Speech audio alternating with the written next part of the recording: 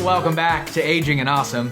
Millions of Americans use mobility devices, whether it be wheelchairs, walkers, canes, or electric scooters.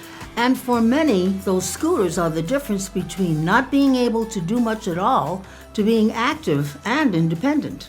We met up at Morningstar Senior Living for some mobility manners. Pearl, also known as Pearly May, and Marcy, also known as the Golden State Warriors' #1 fan, zip and zag all over Morningstar Senior Living with an infectious smile and enticing thrill. Electric scooters help these aging and awesome ladies and many others be active and agile. Oh, being able to travel outdoors for sure. Yeah. And going to the different activities, it lets you feel that you're not having to be confined. You have options. But often something, at first, others are ashamed of trying. I've seen people that are resistant to getting into a mobility device because they feel like it makes them look somehow more disabled than they are.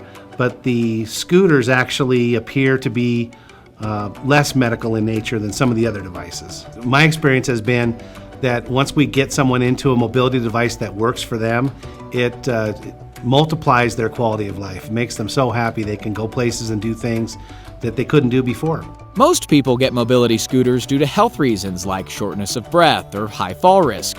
Pearly May and her sleigh can go any which way, and sometimes even Medicare will pay. So the coverage guideline for funding by insurance is based on medical necessity, and it always starts with your doctor. Typically, your doctor will refer you for a mobility assessment that's going to be done by a physical therapist or an occupational therapist, and they're going to document your strength and limitations as it relates to the equipment. Thing to remember about coverage, typically under Medicare, and that coverage is adopted by most insurances, is they're going to pay for something that you need to get around inside your house. So anything that you need, a cane, a walker, a manual wheelchair, if those resolve your limitation, that's what would be paid for. But if your insurance won't scoot you along, getting one out of pocket can cost a few $1,000s. And according to these ladies, it's worth getting to and fro quickly. So look out. All I know is sometimes they don't have time to get out of the way. Because of the potential for accidents to happen, for our Morningstar friends and some other communities, scooter enthusiasts are required to have a $1 million insurance policy. Marcy has one, but questions why. Yeah, how could I do $1 million worth of Damage. damage? Of course, always be safe on these things while riding, share the road, and enjoy this sage advice. Make myself very visible. That's one thing.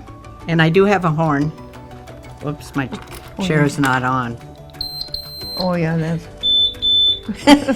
We could have a duet. yeah. I did that one day, and the fellow, he thought it was his hearing aids. That's funny.